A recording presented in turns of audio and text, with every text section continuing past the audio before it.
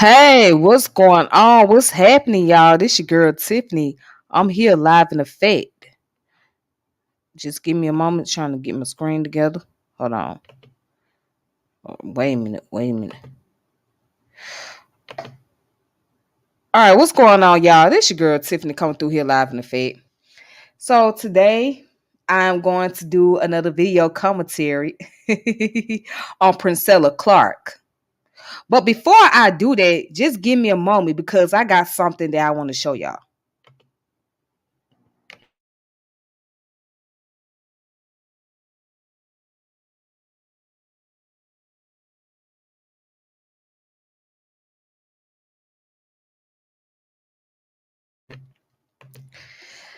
So, you guys, I have her book. All right. The name of this book is called The Game 41 Shades of Men, The Pursuit to Subdue and Use You. Now, I read the first beginning of the chapter, and I must say I like the cover. I think it's very creative. You know, she's a very creative individual. Always have been. So yeah, I like the cover. I like how it feels. But I'm not too sure about the book like that. But I will say this, she do put out good information. I give her credit for that. But then there are information that has to be questioned that might lead one to be a little bit perplexed. You understand? So, and there's some things that are exaggerating and biased opinions. Yeah. So far I just got to chapter 1, but I'm going to, when I get a chance to, I'm gonna read this book actually. Like, I'm gonna read it all the way, and then I'm gonna give a good commentary on it. But I'm quite sure it ain't no different from what she was saying in the videos, though. But I'm just gonna read it and give commentaries. Yeah. But y'all can check this book out. Y'all can get it on Amazon because I purchased mine on Amazon. Okay, I didn't go to a website. I went to Amazon and got this book. All right. So yeah, support the girl, Princella. Shout out to Princella for writing the little book. All right. But let's go ahead and get into this video, shall we? And make sure you guys like and subscribe to my channel, hit the notification bell, and shout out to my new subscribers out there. Thank y'all so much. I really appreciate y'all supporting this channel. All right. So let's go ahead and get into the video. So Princella did a part 2 interview with Real Life Production. Okay. And how she got the interview, from my understanding, is because she was on Fresh and Fit podcast. Now, I don't know much about Fresh and Fit podcast because I don't really look at too many podcasters like that or too many YouTubers. There's certain ones I watch. So she was on there having a back and forth with them or whatnot. But this is the part 2 of her interview that she did. Okay. So I'm gonna go ahead and mute myself. Hold on. All right, let me go ahead and mute myself, and I'm gonna let her do the talking.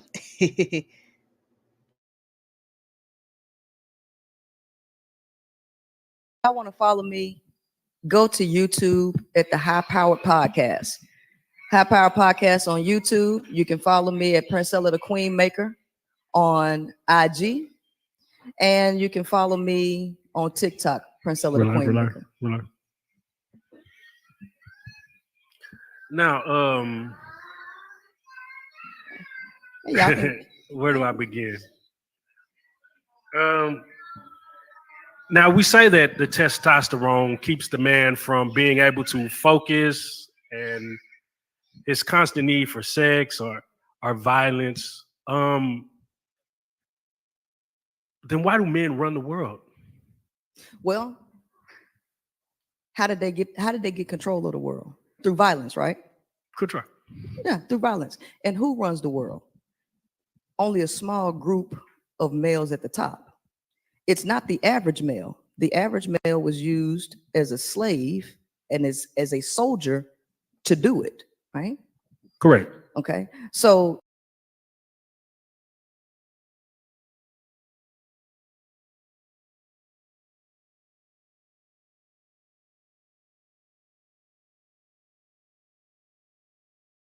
How did they get control of the world? Through violence, right? Control. Yeah, through violence. And who runs the world? Only a small group of males at the top. It's not the average male. The average male was used as a slave and as a soldier to do it, right?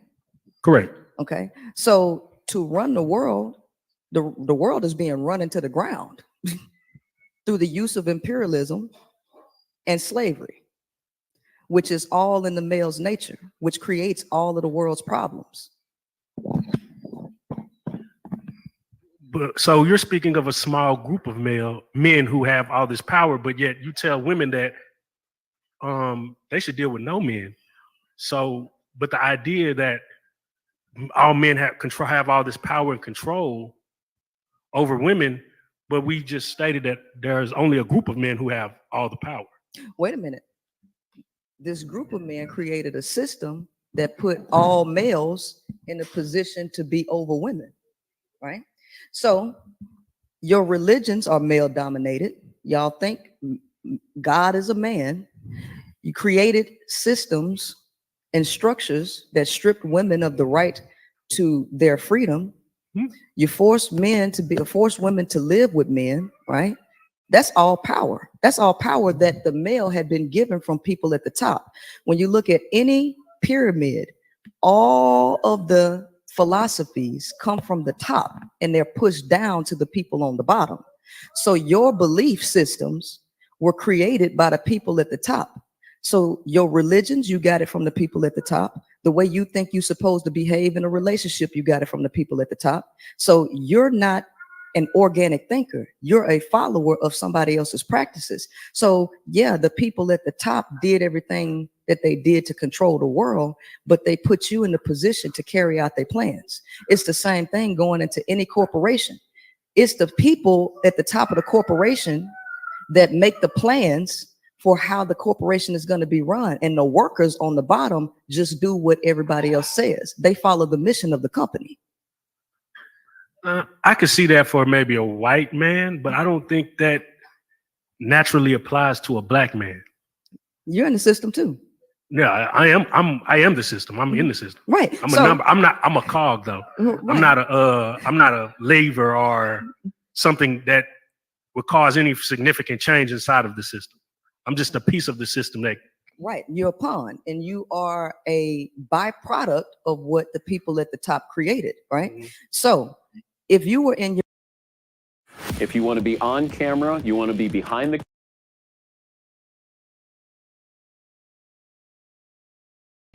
Okay, y'all. So it went into commercial break. Hold on. So it went into the commercial break, but she does have a point about how the system is ran. So she is right. Again, we're under the patriarchal white supremacy. Okay, that's for one. And so she does have a point about how the system is governed, right? So that goes into the point, that goes into the concept of the whole rights and privilege that we have, especially as being so-called minorities, you know, whether you be women, whether it be blacks or any other racial group, it pretty much came from the men. So it was the men that's giving these rights to these certain groups of people, right? So that I can attest on, I can agree with her on, right? So yeah, but you know, when she said that, when she was telling the gentleman that he's a pawn in the system, well, we all the pawn in the system. It's not just the black man. We all a pawn. We are a pawn. We all are being used. Okay, so yeah. But let's go ahead and continue and watch the rest of this video real fast.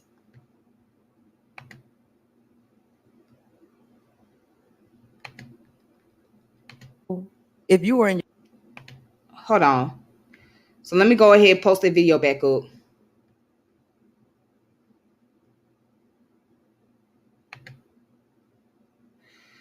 Right?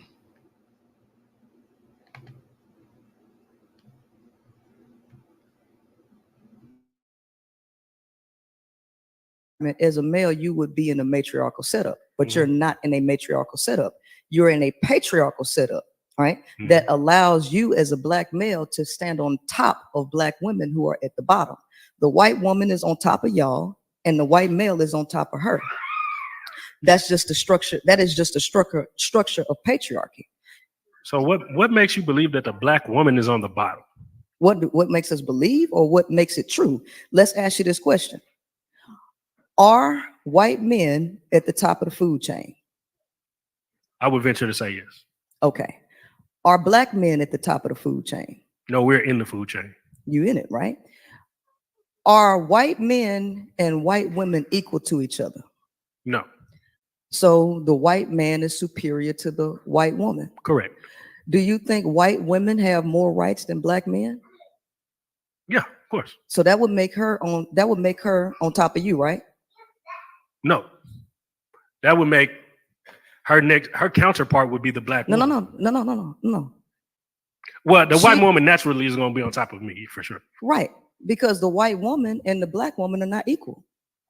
Oh, they're definitely counterparts. No, they're not equal. So you mean to tell me that white? She's right about that. She's right about that. We're not equal to white women. She's absolutely right.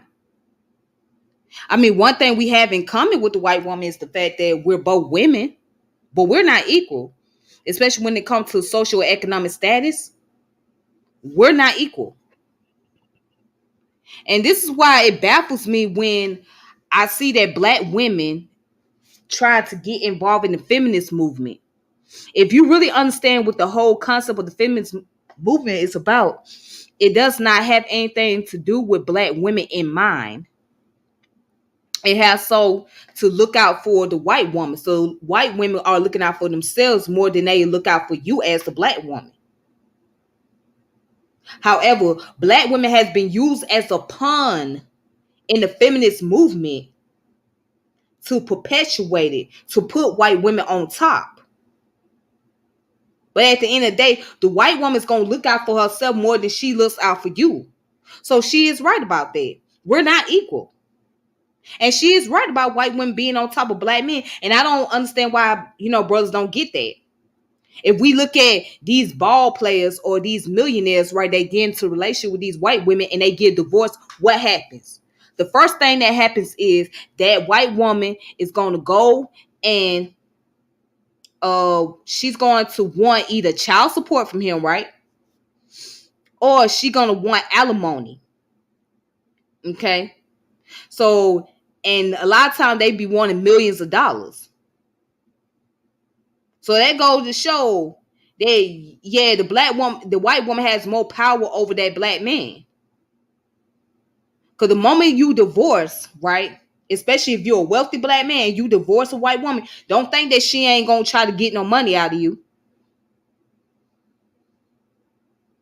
Don't think she won't. Because she will.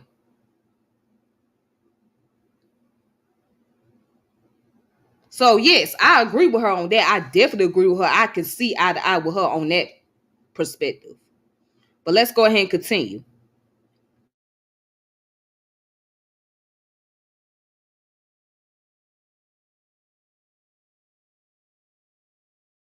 That black women get the same.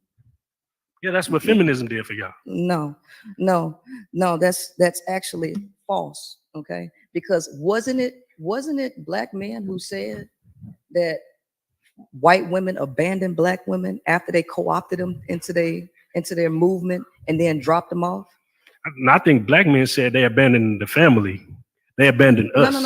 No, because it's the same thing. It's the same argument with LGBT. It is the exact same argument with LGBT. The quote unquote gays co-opt everybody into their movement, the black gays into their movement just to be racist when they get into the movement. That's the same thing. So here's the thing. White against black doesn't make white women equal to black women, and white men equal to black male. This is a hierarchical structure. It is not a box. It is a pyramid. So somebody got to be on the bottom. Yeah, the black man. No, the black man is not on the bottom of patriarchy. Let me ask you this question. Okay. Is God a man? God is a being. So do you say he? Do I say he? Mm-hmm. I say God. I personally say God. Who is God? Because you have patriarchal religions occupy 55% of the globe. 55% of the globe. Mm-hmm. Number one being Islam. Then you got Christianity and you have Judaism. That's 55% of the globe who believes or follows a patriarchal religion. Of the patriarchal religions, which are from Abraham, the Abrahamic religions, that is male. If we can't be honest about how people see God, even the Hebrew Israelites, right? They think Jesus or Yeshua is a black man, right? Sure. So if God is in the image of man and women are nowhere around, that means the bottom, because the white woman is not on the bottom, the only person who could be left to be on the bottom would be black women. Now, just being intellectual, because this is a hierarchical system. I'm sorry that black men want to say they on the bottom, but it's y'all, okay? When you get your fame, what do? You typically go what? A step above you. You're not reaching down to the black woman who supports you, right? It's black women who what? Rally for y'all. With WGU, there's no excuses.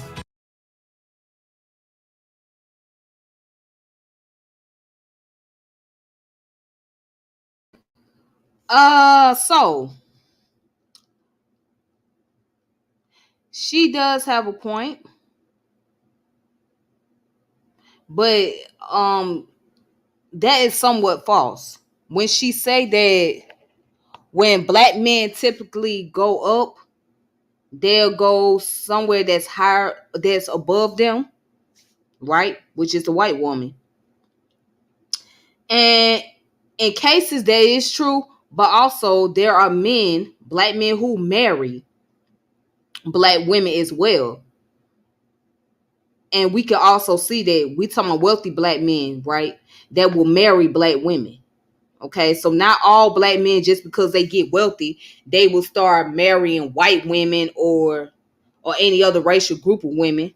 There are those that would do that because of the politics of respectability, but there are those who will still be in a relationship with their own kind, with their kind from their own race. So yeah, that part, that to me, she's kind of stretching it. I mean, but it does happen. But what she not also telling is that there are black men who maintain relationship with black women. So let's get back to this. Oh, and also the thing she spoke about religion, right? She spoke about religion. So yes, again, yeah, majority of it is patriarchal. However, if we study esoteric knowledge, Gnosticism, right, occultism, mysticism, if we study that, then we'll be able to get past the concept of the patriarchal ideology and start understanding that what we call God, right, is nothing more than nature in itself. Okay, and nature does not have a gender. All right, so nature is very neutral, it has no gender. Okay, so God is omniscient, he's omnipresent, and he's omnipotent, right? So that means God is powerful, knowledgeable, and is everywhere. Okay, so if we can agree with that, and we actually read these patriarchal books, right, we understand that these books are based on mythology. They based on allegories. They cannot be really taken seriously. However, people who take them too seriously, they tend to be very feeble-minded. They tend to be very feeble-minded because they looking for the concrete aspect of it and not thinking outside the box, not understanding. It's like you reading a folk tale, right? When you read something that's a folk tale, you will understand there is meanings behind it, but the folktale itself cannot be taken seriously 100%. Like, it can't be looked at as an actual thing or actual event that happened. And so when people read the Bible, they believe that these events actually happen instead of thinking, well, what if they are based on mythology? Same thing with the Quran. Same thing with the Torah. They are pretty much based on mythological stories. If you read them very closely. But yes, religion has been used as a way to bring about control mechanism and dominance over a people. Not just women, but over a certain group of people. So again, she does make some good points so far. All right. But let's go back to the video.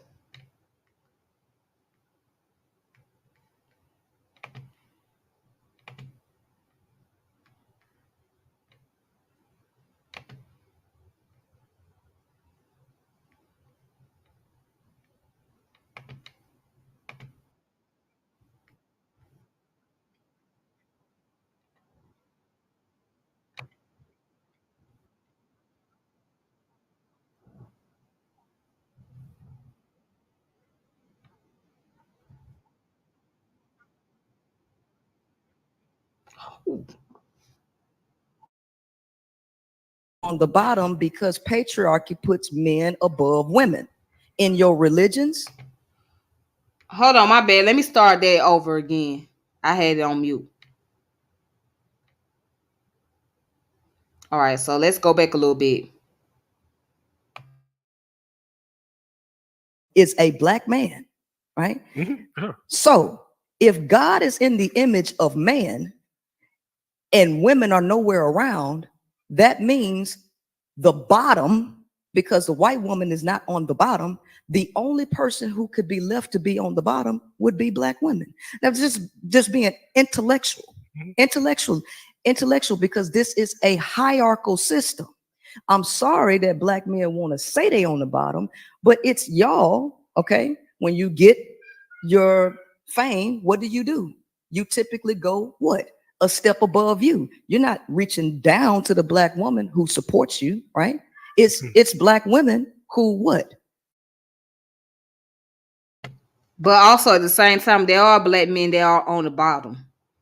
I mean, black men are more than likely to become victim of police brutality. Black men are more than likely to be locked up for drug-related crimes, right? Black men are more than likely to be locked up due to false imprisonment, right? Or falsified statements, okay? There has been so many of them that has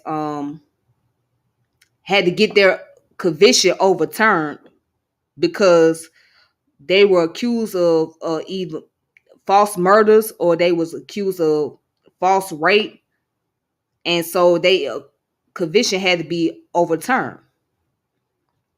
All right, so there are men, black men, who make up the highest number of those who are incarcerated, right? Those who have been convicted of drug-related crimes, those who have been accused of false crimes or false cases, right? And they had to go through the process of being exonerated. So yes, in a way, black men are at the bottom. And then they're more than likely to become unemployed as well. You know, I mean, right alongside with black women, but yeah, they're more than likely to become unemployed. And then they more than likely have a hard time finding jobs. Okay. So yeah, in a way, black men are at the bottom. You know what I'm saying? I mean, yeah, they might be a higher step, you know what I'm saying, compared to black women, but they still at the bottom. They still at the bottom. So we got to look at that too. We got to put that into focus.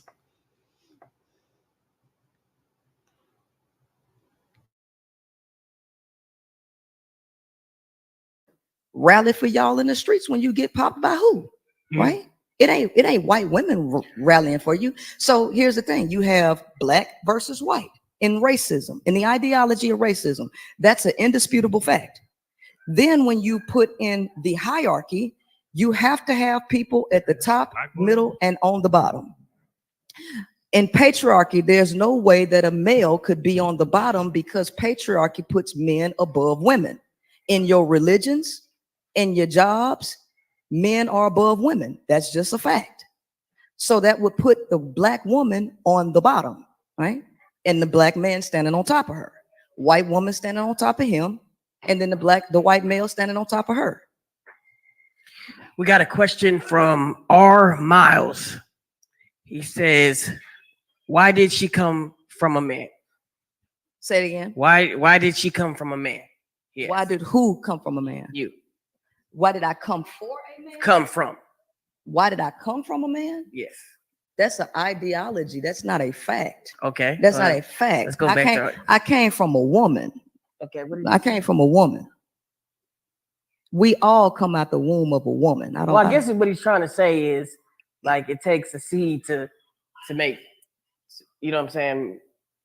What I'm trying to say. You know what I'm trying to say. No, yeah. So a sperm cell. Yeah.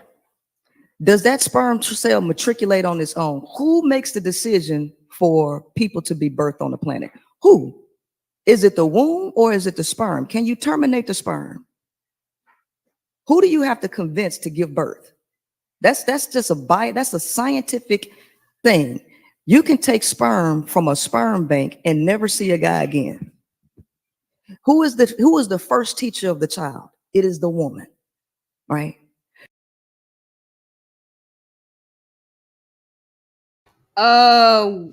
We do come from a male sperm. We come from both. You come through the female, right? So once the sperm it penetrates the egg, then the process is taken over by the woman, right? As far as her womb is concerned. And then the baby or that seed comes out as a human being. So it goes through the process of becoming an embryo, right? And then it becomes a fetus. Then it comes out as an infant. So the woman would not be able to give birth to life if it wasn't for the man procreating. And as far as you saying who made decision as far as who give birth, I mean, yes, women can make that particular decision as far as the concept of pro-choice is concerned, right? You know what I'm saying? But ultimately speaking, it's nature that runs this shit. Not just women, it's nature. Nature really runs that shit. If nature wanted to, nature will be the one to tell your body that you ain't having no child. I don't think that maybe you don't get into the concept about miscarriages. There are women who have miscarriages, which are known as spontaneous abortion. That's a natural occurrence. Miscarriages are natural occurrence. There are women who can't get pregnant, period. And then there are women who have a baby and the baby come out as stillborn, meaning that the baby comes out the womb dead. That's natural occurrence. It happens naturally. So ultimately speaking, nature is the one that's really in control. The natural phenomenon is in control. Not really the woman. So yeah, the woman can make her decision if she wants to have a child or not. But on the ultimate level, right? On the ultimate level, it's nature that really runs that. You know what I'm saying? Because you got to look at probability. You got to look at what are your chances. What are your chances of having a child? What are your chances of not having a child? Everything is not absolute. It's not going to be absolute. That's what we have to deal with, and that's what we have to learn about life. Nothing in this world is absolute. The only thing that we know that to be absolute and that is going to happen is death. It's absolutely true that you are going to die. Now, the matter when and how is undetermined. but we know that you're going to die. You're going to have to die. You can't live forever. Okay? So, ultimately speaking, nature is in control of all of that. The natural phenomenon is in control of the birthing process. You know? But let me go back to the video.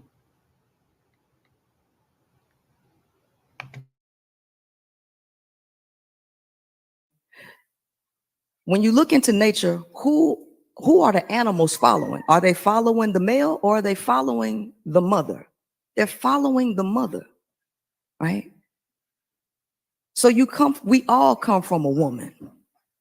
Amaya, no. Amaya.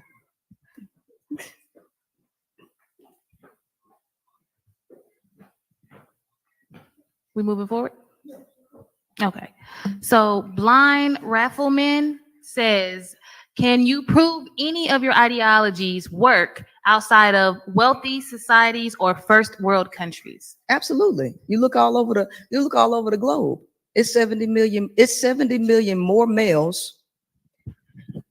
It's 70 million more males than females in the eastern regions.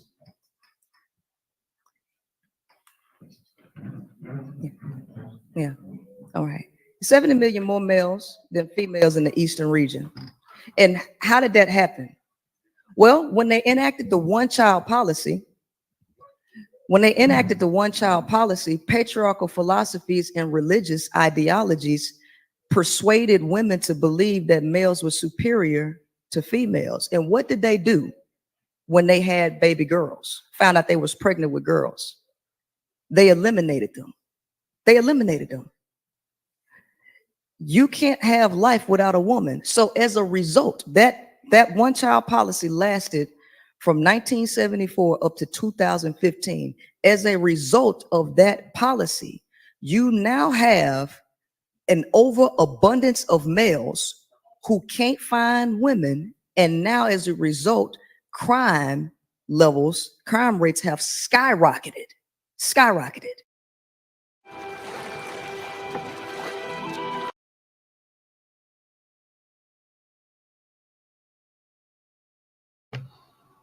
All right, so the advertisement is on. But she said you have a case where male can't find women and the crime is skyrocketing, right? So, well, let's look at that. Demographically speaking, last time I checked, there are more females in the world than there are males. That's the last time I checked.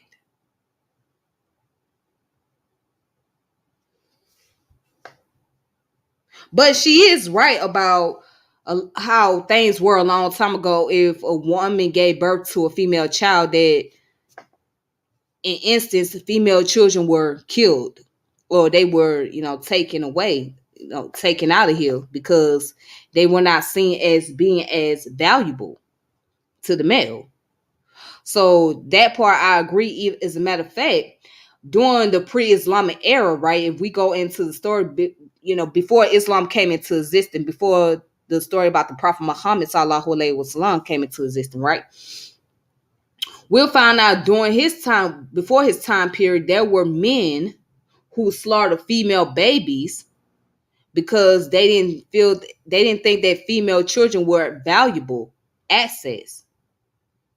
They thought that male children were valuable because when they wanted to pass down their power and pass down their heritage, right? I mean, not heritage, inheritance. They want to pass down their inheritance to the male as opposed to the female. Because at once upon a time, the female could not have any form of inheritance, right? When it came to, taking control of the family values, having like family, having leadership in the family, etc. Females could not have that. So it was not very common. Now, there were certain women that was in a position of power, right? Like when we look up the story about Queen Nzinga, she was the next in line to be in the position of power because her father had a female child. He didn't have a son. He had a daughter. So she was the next in line. And if you study about Queen Amina in West Africa, she was the warrior of the Hausa people. Okay? She led the Hausa people. So, I mean, in some cases, there were women that was in position of power, but many women did not have power in the way that men did during those ancient time period and during the medieval times. Okay? So now in modern times, you have more women that are starting to gain more position, gain more higher power, whatnot. But in the medieval time period, no, women could not obtain those power. In the ancient time period, no, it wasn't very common. It was looked down upon. So, but yeah, as far as oh boy, it gets interesting. Let me go ahead and play this dog on advertisement. I can't stand advertisement, but it's necessary.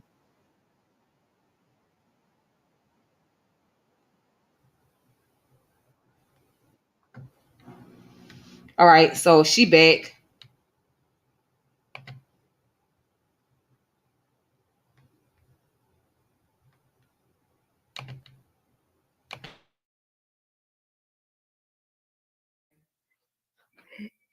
And now you have things like sex trafficking and all of this where they are enslaving women because you know what? Men need women and they can't exist alone.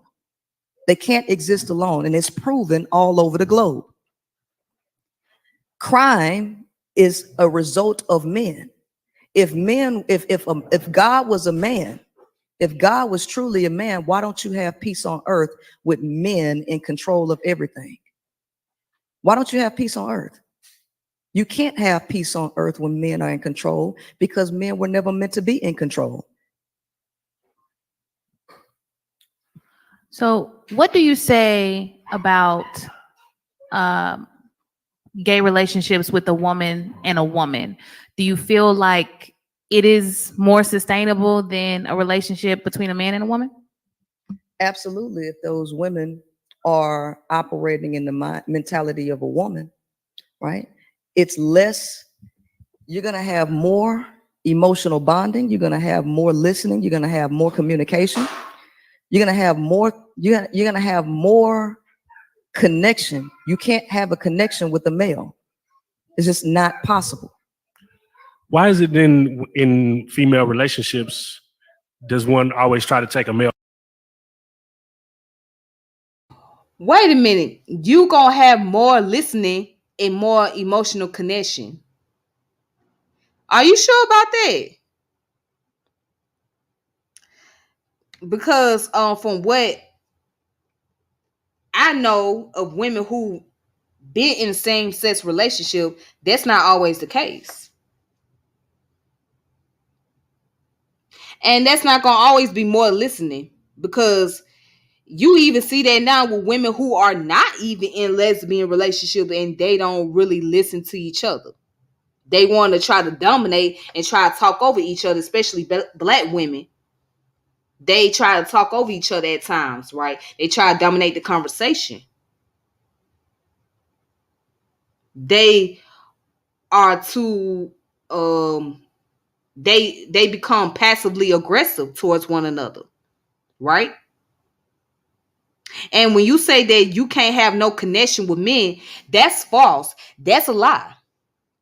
That's a lie because there are men who have a very great connection relationship with women and women who can have who formulate a good bond with men better than they do with women. So to say that men cannot have no connection with women, that's not true. They just may not, they have to find common ground where they could connect on. They got to find the common ground. Now, if you think that a man can connect with a woman a way that a woman can connect with another woman, then I can agree. They know a man can't connect with a woman like a woman would connect with another woman. You know what I'm saying? Or neither can a woman connect with a man like a man would connect with another man. Right. You see what I'm saying? But they can form some form of connection. They just have to find the common ground.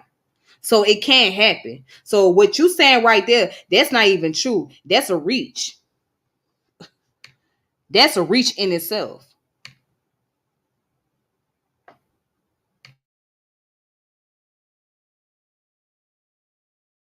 Take a male posture. Because this is a male-dominated society where women have been manipulated to believe that the male is the value. So now they try to assimilate and emulate the male. They don't know how to be women. When the nature of a woman is egalitarian, the woman does not know how to be egalitarian in a hierarchy setup, which is rooted in male philosophy. So yes, because women have a dual nature about themselves, masculine energy comes from the feminine. Okay, it's all produced by the feminine. So women can be dual. So because women might have a more aggressive, not possible. Why is it then in female relationships, does one always try to take a male posture?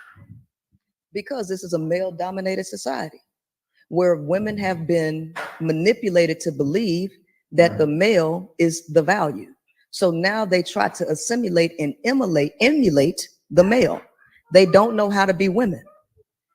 When the nature of a woman is egalitarian, the woman does not know how to be egalitarian in a hierarchy setup, which is rooted in male philosophy. So yes, because women have a dual nature about themselves, masculine energy comes from the feminine. Okay, it's all produced by the feminine. So women can be dual. So because women might have a more aggressive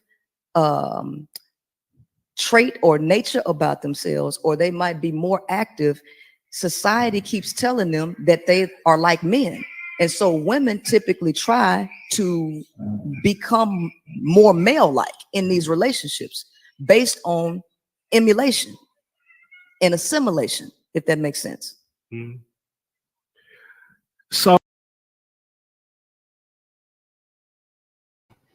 So masculine energy comes from femininity, right? According to her, she said masculine energy comes from feminine energy, right? I'm a bit confused because you say women trying to emulate men, trying to be like men and all that, and don't know how to be a woman. But then at the same token, you just said masculine energy comes from the feminine energy. And then you say that women have a dual nature about themselves. So which one is it? So do women have a dual nature, or women don't know how to be women? Or is it that masculine energy comes from feminine energy?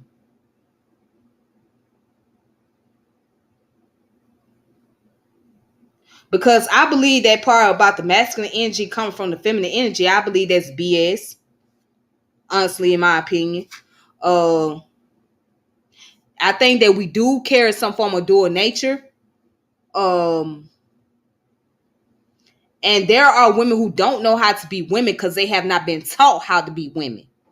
Okay? It ain't just the fact that they are in a patriarchal system. It's just that the women have not been taught how to be women. And that's a vast majority of women that have not earned the rite of passage.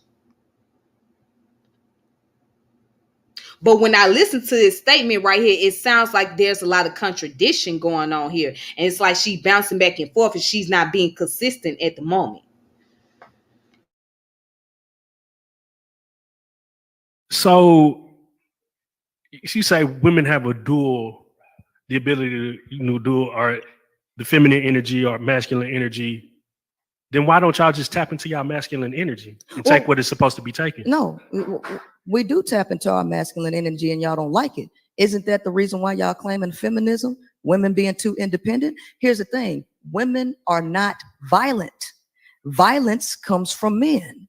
Hedonism comes, that's y'all. Hegemony comes from y'all, right? Because guess what? You can't get your needs met unless you get violent, right? That's y'all conquer. That's not the nature of a woman. So you have physical masculinity and then you have mental masculinity. Physical masculinity is exactly what y'all do, trying to conquer and hoard. That's what y'all do. That's why y'all go to war. It's all about ego and all of that. That's on the physical level. Mental masculinity is about control, discipline, and willpower. That's what it's about. Women display willpower when they create these ideas of what they want to achieve in their life and they go after it and go get it. Men, because y'all are governed and controlled by your sex urges, you have a hard time tapping into mental masculinity of having willpower to go after what you want, right? On a mental level, right? For a purpose, because feminine energy on a mental level is about purpose. It's about imagination and creativity, right? So y'all want women to go to war with you when y'all got all of the guns, nuclear weapons as men as a whole. You have all this after centuries of brainwashing, centuries of social engineering, right? So now you have to move in a different way to take your power back. Y'all are seeing women taking their power back, and you're calling them what? Too masculine. So what do you mean by tap into your masculinity and just take it back? Ain't that what's happening now? Then go ahead. I'm sorry. So if this is what it looks like, women taking their power back, if tapping into their masculinity, then what is the problem? What's the problem with what? Because I don't have a problem, because I'm doing exactly what I'm supposed to do, and so are women. So what I'm saying is, if there's a problem, if women were tapping into their masculinity and men just really having an issue with it, then why do you see so many women coming up and having these things and doing that's supposed to be? Because it's not being stopped. It's not. There's no push against this uprising. There's no war being started on women. There's no, if the thought is that a bunch of men calling women independent or passport bros and things of that nature, if that's the war on women, then that would be a pretty sorry front. No, because matricide rates have increased, and so have femicide rates.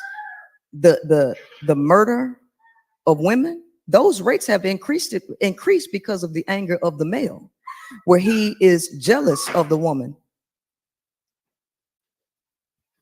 Can I?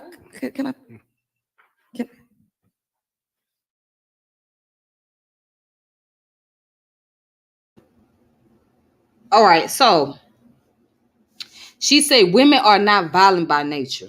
Okay. Now, this is one of two ways I can tackle this.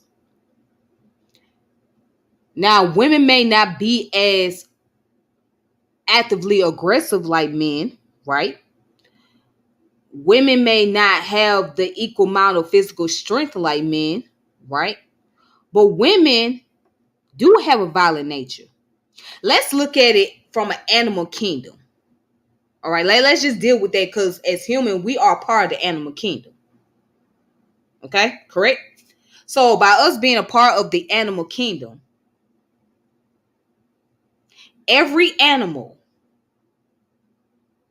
every mammal has a violent nature.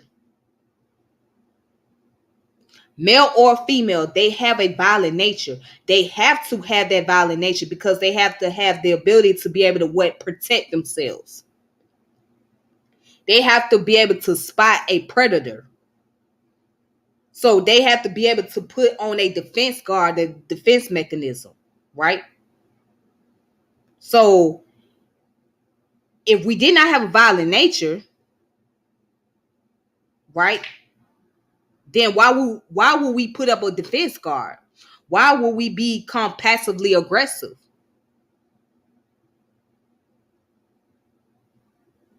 What's the purpose of having aggression if you're not going to be violent by nature? And also, another way to tackle this is the question, well, how do you explain postpartum? How do you explain postpartum? If women is not violent by nature, how do you explain women who go through postpartum? Because let's look at the signs of postpartum, right? Depression, irritation, anger, aggression, again, depression, irritation, anger, and aggression, right? So those are the main elements of postpartum. Now, what happens after a woman becomes so aggressive? She becomes what? Violent. Can we say that postpartum will cause a woman to become violent? Yes, because there's a chemical imbalance in the hormones, right? So after the woman is giving birth, right, her hormones is unbalanced. It's all over the place, right? This is why women should, but unfortunately our government does not provide affordable midwives to come and help women to take care of their children, or to show them, just to guide them or give them some form of assistance, right? So but the government does not provide that with, the government doesn't give you free assistance as far as the midwife is concerned. So if you're trying to get a midwife to help you out, because a midwife is not just somebody that helps you deliver a baby, but also helps you care for a child too. But most women cannot afford to have midwives because they cost money. It's not cheap to have a midwife, right, to help you raise a child. So therefore, as a woman, especially as a first-time mother, and you're going through postpartum, 9 times out of 10, you're going to have a violent nature. You're going to act out on violence, right? Because you're under a lot of stress. You're under depression. You're irritated. And this is why women have to get help when they dealing with postpartum. Now, for those women who say, well, I don't need no help, I can deal with this on my own, I'm good. Okay, well, that means that you're going to be accountable for your action when something happens to that child because you done took your aggression out on the baby. There has been numerous of cases where women are incarcerated for taking the life of their children.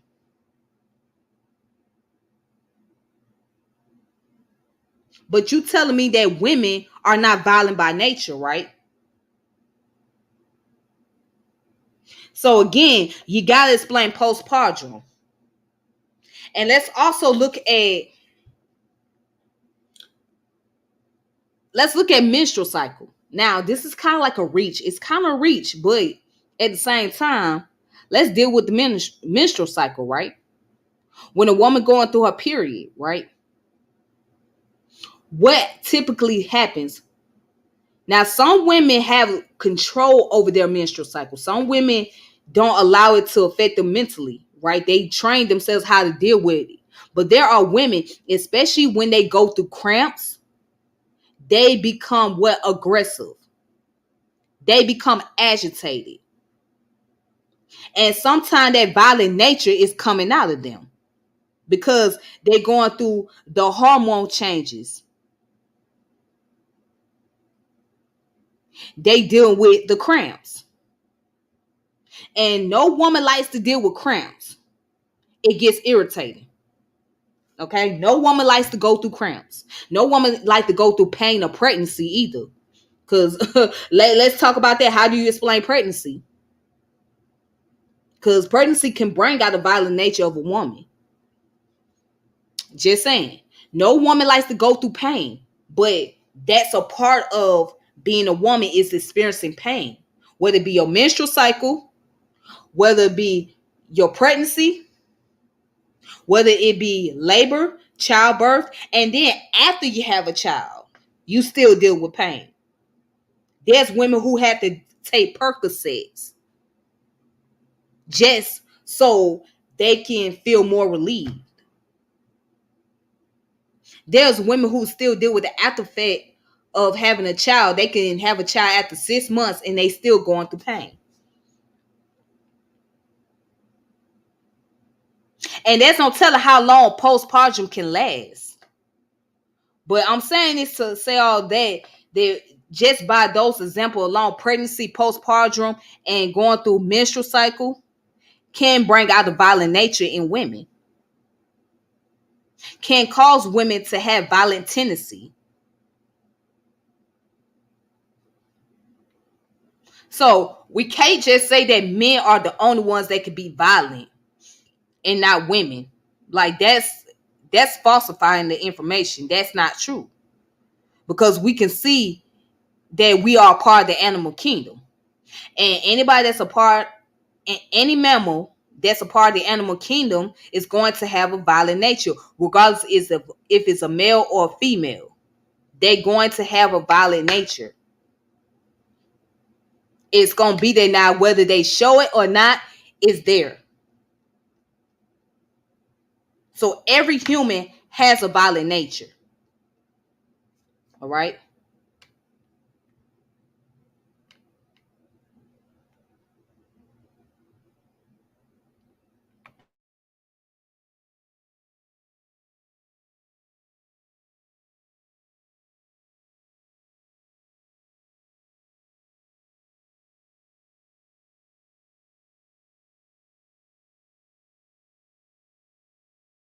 Little bit of an audio break. We'll be back momentarily. Y'all stay in this live. Get those questions ready.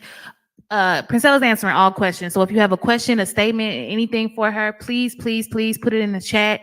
We're definitely shouting out. We're definitely getting those questions answered. It's going to get saucy. It's going to get juicy. It's going to get real life street stars.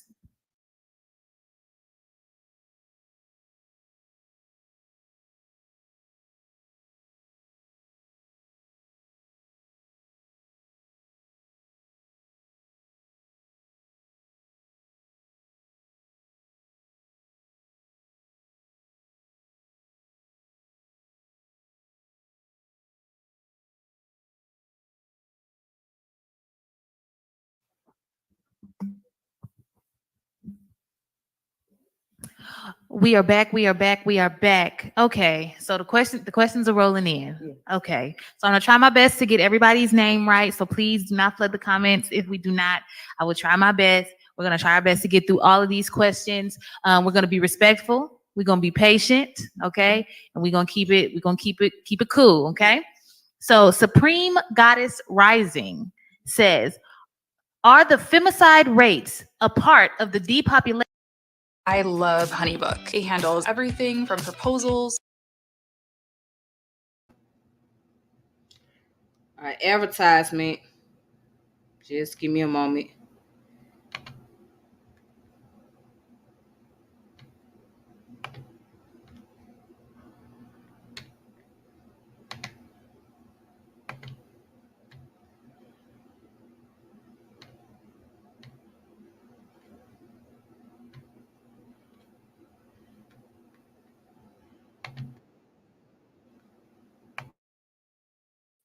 Yes, the average male can.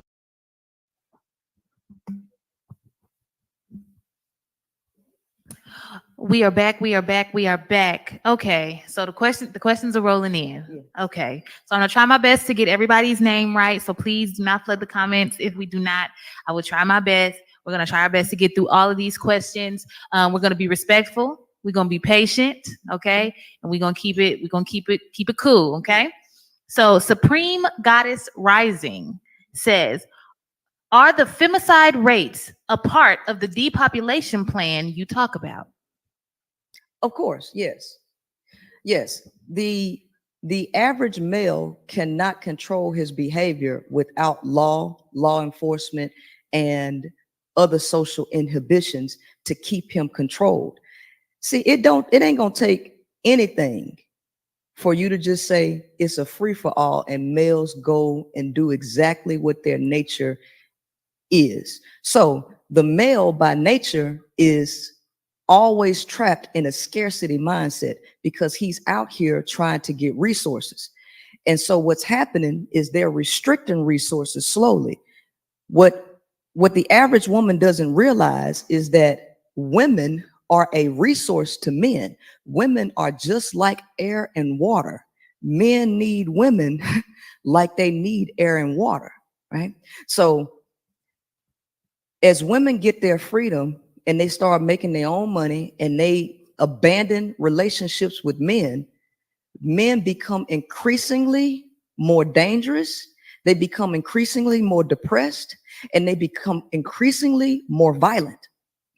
So the more you restrict resources from those who are in a scarcity mindset, AI is coming, taking a lot of jobs away.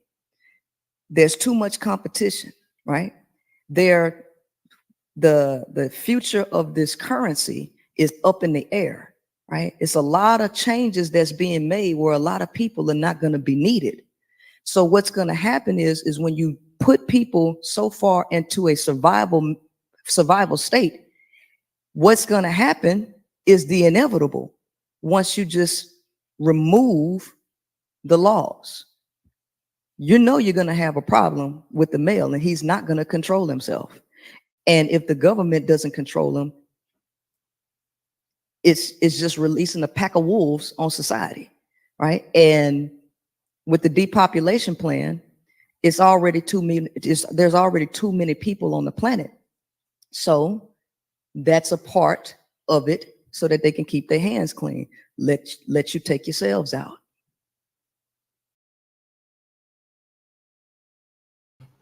So the question becomes, what's the ratio? If it's too many people on the planet, right? What is the ratio? And how many people are there really supposed to be on the planet? And what proof do you have that this is supposed to be a certain amount of people that's supposed to exist on the planet? What's the ratio? Because when you say that there are too many people on the planet, exactly what is the ratio supposed to be? What is too many look like to you?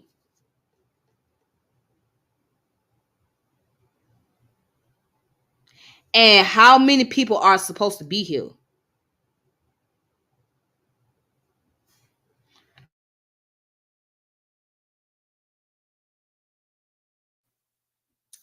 All right. So P.W.Aphrodisiac wants to know your thoughts on the abortion laws. On the abortion laws, telling women that they can't abort, is that the law? Yes, I think the new law is, some places it's completely illegal to have an abortion. Most places, I believe it's you cannot have an abortion after 6 weeks. Mm-hmm. So that is more geared towards white women. Because even if you look, I want to say it's Idaho, where they really crack down on abortions. And Idaho is literally mostly white. It's mostly white, okay? But with that being said, it's an incentive to give males power and take women's power and right to autonomy of their body away. So now when you take consequences away from the male, right? What happens?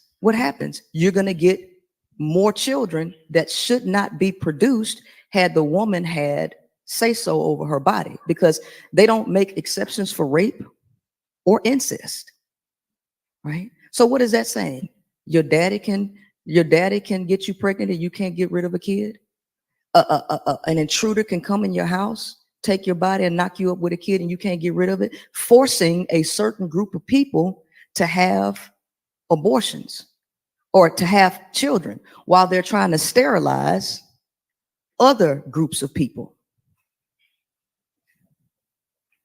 So our next question is from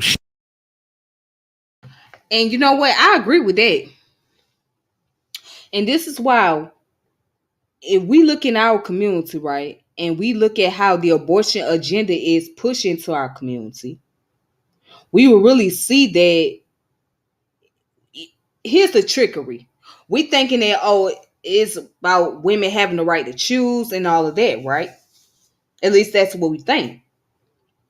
But it's low-key telling women to depopulate within our community.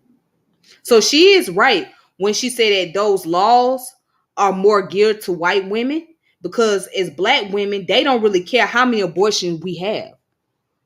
We can go have 1,000 abortions, they wouldn't give a damn.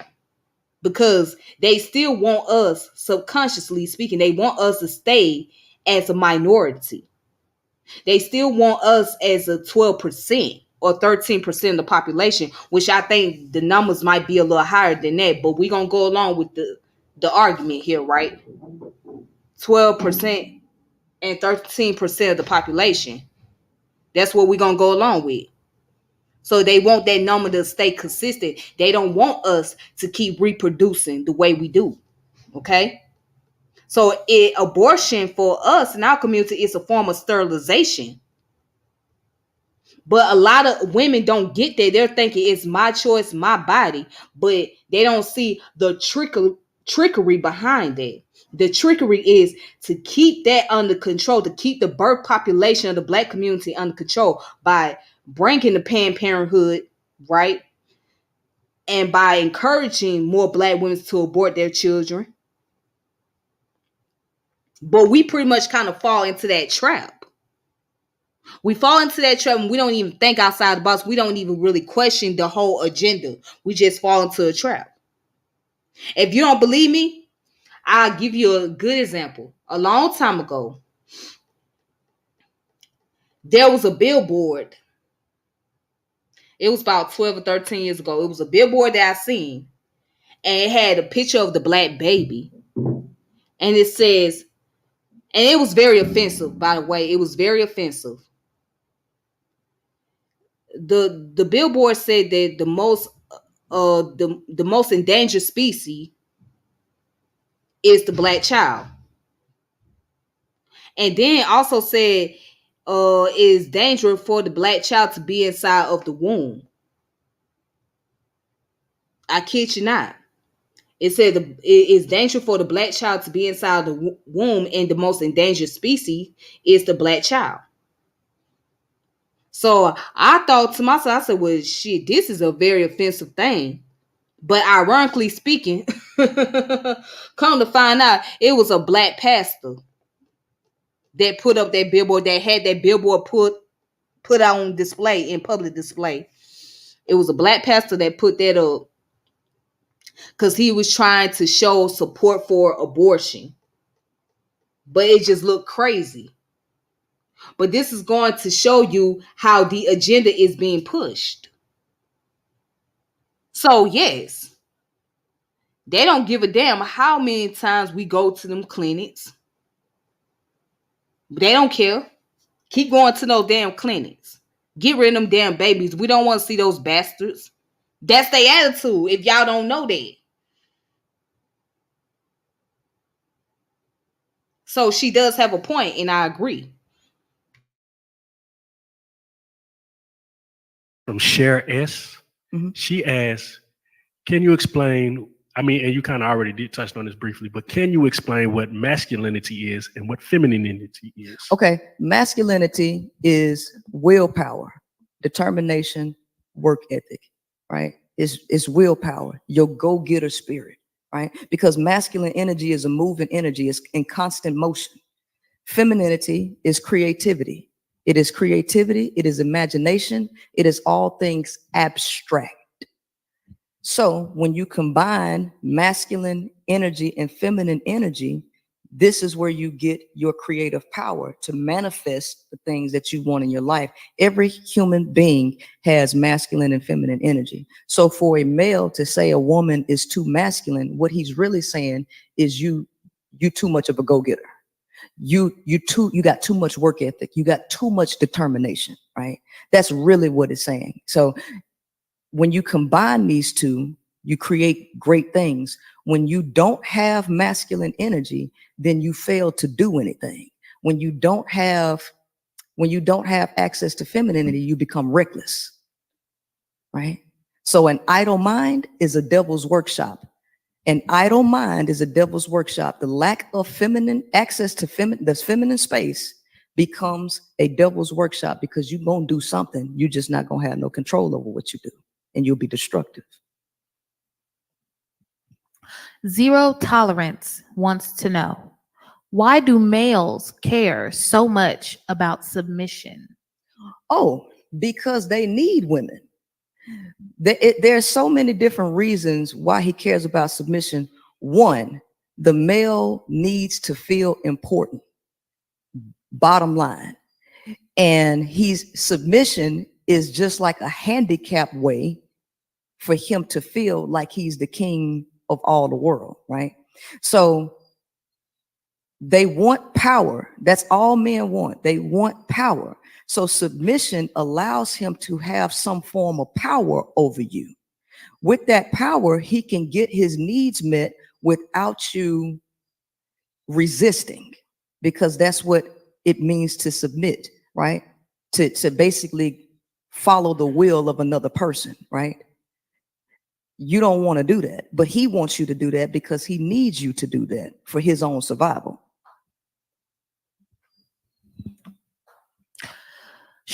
And excuse me for these pronunciations, y'all. I know how y'all like to tussle. Sharife wants to know, why do males consistently compare themselves to beasts or animals, i.e. lions, tigers, and bears, but get tricked, and gorillas, but get triggered when women call them predators, which is exactly what they are? Because okay, Sharife. Okay, come on with it. Ew, they're triggered in the chat. Listen. They have entered the chat. because men need validation from women, and they do not want women to see them in a negative light. So it makes them feel good that they can compare themselves to what they deem is powerful in an aggressive way and all of that, but they do not want women to see them as these predators, because women would keep themselves away from them.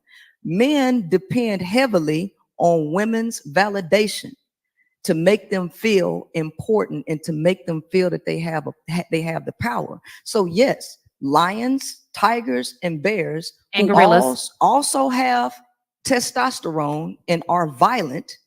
The male knows that he's a beast. He knows he's a beast. Like attracts like identifies with like. So the male identifies with being a beast. He just does not want you to call him out as a beast, because that reduces his ability to manipulate you and get his needs met. That's just the bottom line. They speak with a forked tongue. So here's the thing. What do they say? Tell the truth and shame the devil. Tell the truth and shame the devil. When you tell the truth, you're going to see them get out of pocket. It's going to really stir up something in that system. They stirred up. All right. R. Miles wants to know, why do women act on emotion before logic? I try to tell women that they be acting emotional. Here's the reason. Because men have kept women out of the knowledge of a male, of the nature and the psychology of a male. So what women do not realize is that every time you sleep with a dude, his semen is manipulating you. It is lowering your DNA defenses, which produces that chemical oxytocin and all of that, which takes you out of reality. Logic. I try to tell women that they be acting emotional.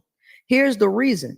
Because men have kept women out of the knowledge of a male, of the nature and the psychology of a male. So what women do not realize is that every time you sleep with a dude, his semen is manipulating you. It is lowering your DNA defenses, which produces that chemical oxytocin and all of that, which takes you out of reality and gets you to operating in a weird way that don't make sense. You lose all logic when you keep sleeping with men. However, if you... What the fuck? You loses all logic when you keep sleeping with me.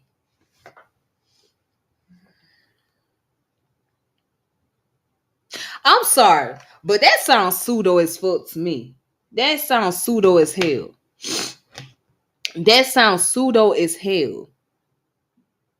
The only way a woman can lose logic if she's sleeping with a man is if she too emotionally attached to him.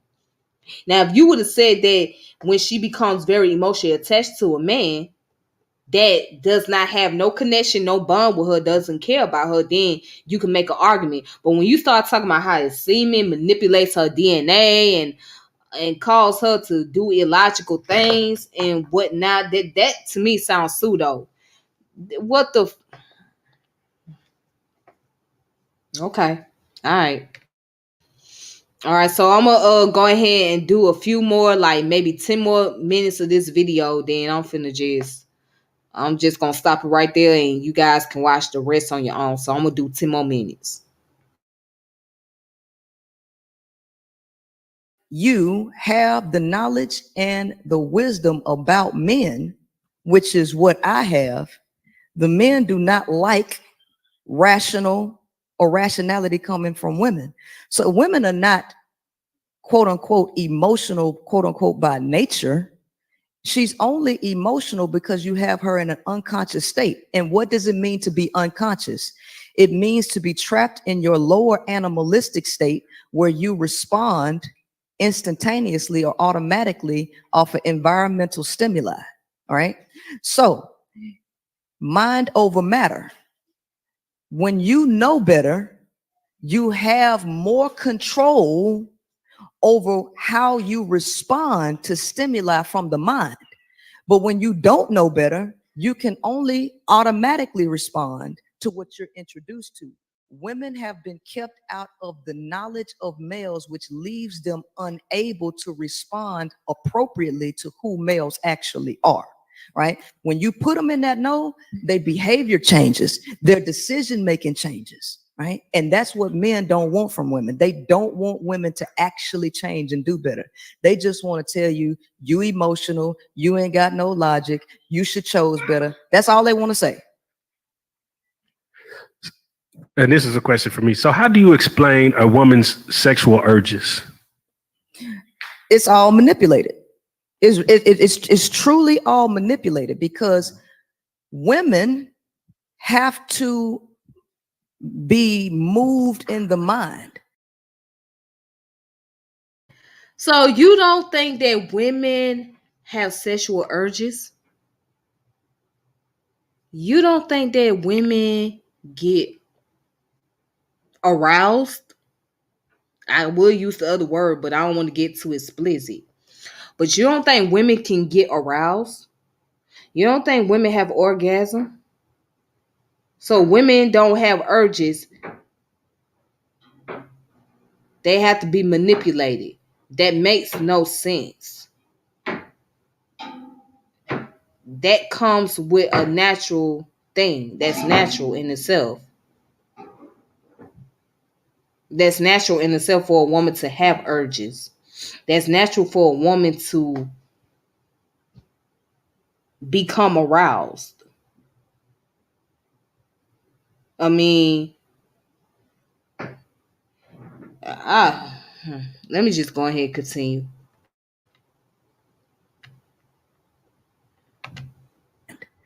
They move in the mind. It's all about what they think about a male that gets them attracted to you, that makes them want to sleep with you. It's about what goes on in the mind.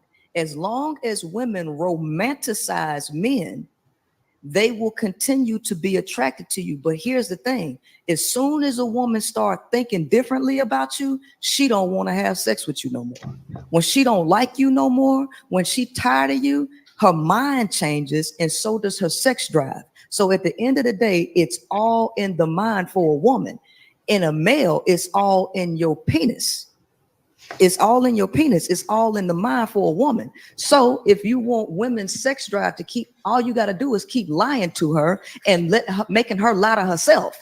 As long as women keep lying to themselves and y'all lie to them, then they'll keep messing with you. But when women start seeing you for who you are, their whole sexual desire for you change. It's getting saucy in this chat. I just want you to know that before I read this next question. Because okay. House of Hypocrites says, Do you profit off the pain and anger of women who blame men for their miserable lives? Just like Fresh and Fit profits off of men who have animosity towards women? No. People can say what they want to say. They can believe what they want to believe, but I personally develop women, right? Like I said before, men hate themselves. That's the bottom line. Men really do hate themselves. So, and what do I mean by men hating themselves? The male has to lie to women. He has to lie. It's not even a question if he's gonna lie. He has to lie, and he will try 15 different hats to figure out which one will get the woman interested in him, because he can't show his true self, because if he show his true self, she ain't gonna like him, right? And so if a woman speaks about the nature of a male and what men do, and they hear it from a woman, the mirror is actually being put in his face, and he hates what he sees. He hates what he sees, which is the reason why he has to lie, right? Because a person who loves themselves and they love what they see in the mirror, they want to live in that truth and present themselves however they come. You accept me or you don't accept me. The male cannot do that because he needs the woman's validation so bad, because a male ain't no top dog of other men if he ain't got a bunch of women. If you don't got a bunch of women, then what are you really? That's really the male's reality. What is the most common lie that women should look out for when it comes to a man? Well, I tell you right here. Here's the thing. The most common lie is actually not even a lie. It's a question. What's the most question? common lie is not even a lie in itself. It's a question. What you like in a man? You tell him all of the information that will allow him to manipulate and play you, because the lie is what you want as an individual. That's the lie. And all women, every woman might be something different. She eating y'all asses up. I ain't gonna even lie to you. She is eating y'all asses up, okay? Proceed. I'm so sorry. Yeah. So every woman has a variation of, because no two people are alike, right? So every woman might like something different, right? A dude come and ask you what you like, and then you give him the combination to you, you the fool, because that's the lie. He'll pretend, he'll put that uniform on. So that's the most common lie. A question.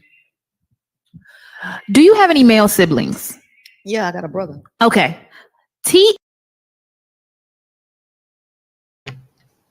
Okay, I get that, and I agree with that. Yes, there are guys that's gonna find ways to manipulate and control, especially if he deals with a lot of insecurity. So there are men out there who are very insecure about themselves and unsure about women. You know what I'm saying? Or if they want to be respected as the top dog or seek validation from other men, then yeah, I definitely agree on that. But at the same time, there's nothing wrong with asking, what type of man are you looking for? What are your interests, right? That's just like as a woman, you're gonna ask a man, well, what type of woman are you looking for, right? What is your interest? Yeah, men gonna want sex from women. That's of course, but there's a particular woman that he might be looking for, right? So let's just look at an example, right? Say for example, a man say, well, I want a woman who has this goddess image, right? So now we know that in real life, there's not an actual goddess walking around here, okay? So a goddess has to be created. And as women, by us being very creative, we create the image of what you would call a goddess to be appealing to that man, right? Because we want that man's attention. We want to win his affection, right? So you're going to create an idea of what a goddess might look like. And or you might not even have to create. You just being who you are. You just wearing something nice, and then that man sees you. He's like, wow, she looks like a goddess. Oh, she looks like she the type that I've been looking for, right? So everybody has a different taste, but it shouldn't nothing be wrong with, if you're on a date with somebody asks you what type of qualities you're looking for in a man, and trying to get to know what your thoughts are or what type of qualities you're looking for in a woman. You know what I'm saying? It's nothing wrong with that, because how else are you going to get to know a person? But you're right. There are men who are very manipulative. There are times that men will use that as a way to get over women. Okay? And vice versa.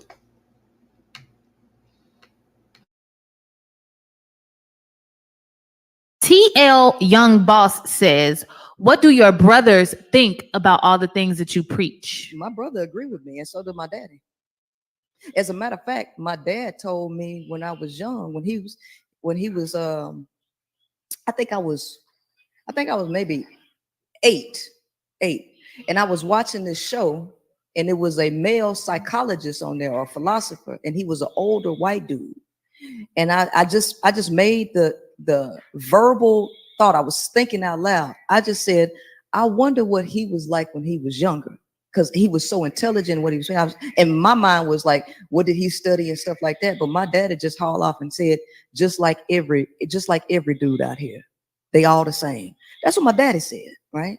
And typically, when a man who cares about his women or daughters and they typically say the same thing, right? So, and my brother say, I don't know why people getting so mad if it didn't apply to them. He said, it don't bother me. He said, it's the truth. So,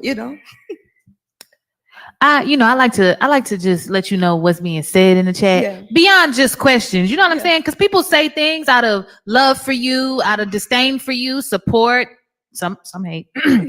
But patriarchy _is_dead says, women are the saviors of men. This knowledge is supposed to empower women to take the lead and get everything in order, not disconnect from men. Well, that is true to a degree, right? In order for males to rise and do better, they have to have limited access to women. They can't be in close proximity to women. They have to be on the outside, right? You just don't bring that energy into the house. Women have to do better. They have to choose better. But you can't choose better if you don't know better. But we are so far out of whack. The planet is so toxic right now that you literally do have to separate yourself completely from men, because they're going to self-destruct. And if you're in proximity, you're going to get jacked up too. So the question is like this. Men are so empty on the inside. They are battling so much, and most people do not understand what men battle.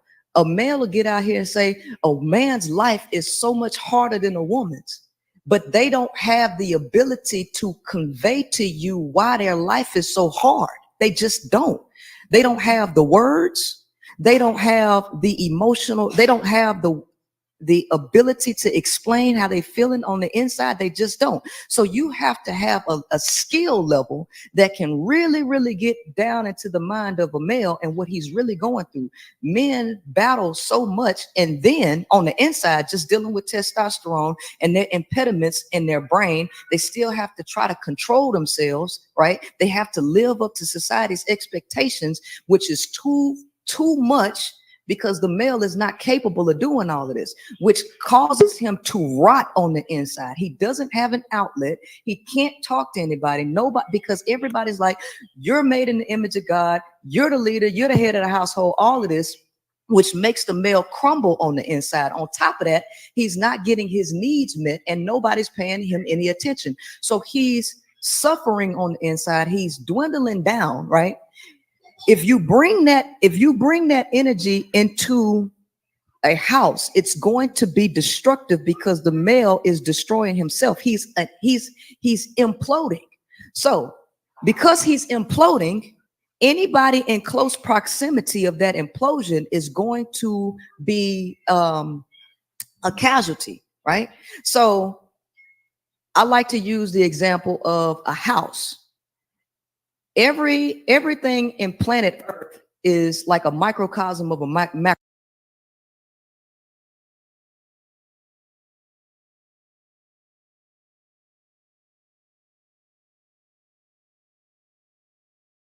So that's her interview. That's what she did so far. Like I said, there's things I can agree with and there's things I disagree with. Now, but then she did make a last statement about how, men, feel like they deal with a lot of pressure from society and how it like brings them down and whatnot. And they can't explain what they going through, what's going on with them. So they internalize it. That is true. Also, as women, we go through a lot of societal pressure. We go through a lot. And sometimes we can't even express what's going on with us, or we can't really tell others what's happening, you know what I'm saying?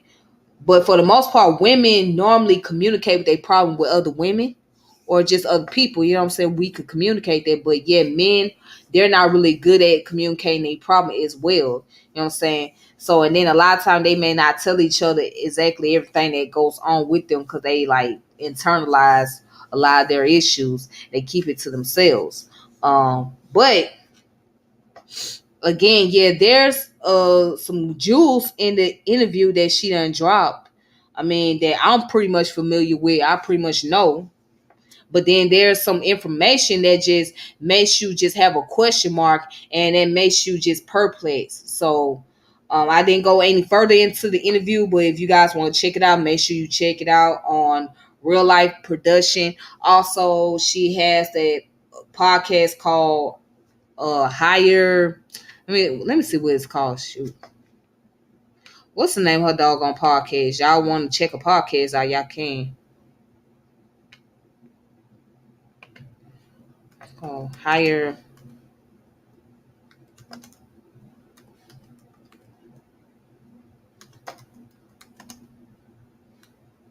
What's the name of her podcast? I'm gonna look it up.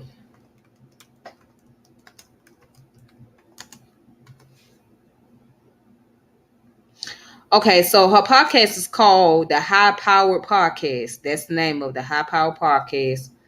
So if y'all want to check her out on it, y'all can just type in High Power Podcast or type in her name, Princella Clark, and it will pop up. But so far, yeah. So like I said, she do spit a lot of jewels, but I also feel like it's pretty manipulative, biased opinion, exaggeration. So that's where I stand on that. And if you guys want to check out this book from her, y'all can. It's called The Game 41 Shades of Men, The Pursuit to Subdue You and Use You. Here you go. You can check this book out, But maybe one day she'll write the book about 41 Shades of Women. Maybe she'll write a book about that. Who knows? I don't know what she planned on doing, but yeah, this is the book.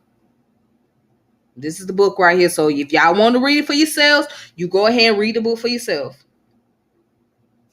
Read it for yourself, all right? So yeah, it's actually like 41 chapters in this book. But as I mentioned before, oh boy. Yeah, this girl right here. Yeah, she intelligent, but you gotta pay closely attention. You gotta pay closely attention. Oh boy. But once I read this book, I am going to give my commentaries on this book. All right. I'm going to give my commentaries and I'm going to explain my commentaries on this book as well. All right. So there you go. Go ahead. Read it for yourself. All right. And you can check it out on her website. She has a website. Let me see. Okay, her website is www.princellathequeenmaker.com. That's her website. And I think that's where you can find her book at. But also you can find it on Amazon. I happen to get it off of Amazon. Yeah, so there you go. All right. All right, then shout out to the chat. Thank you. Iku, thank you for coming through. Let me see who else on here. True Love Allah, thank you. Love you too. Peace. Thank you. Thank you for coming through. All right. So next time, peace and power and elevation. I'll keep you guys posted. Be safe, and I will build with y'all later. All right. Thank you. All right, then.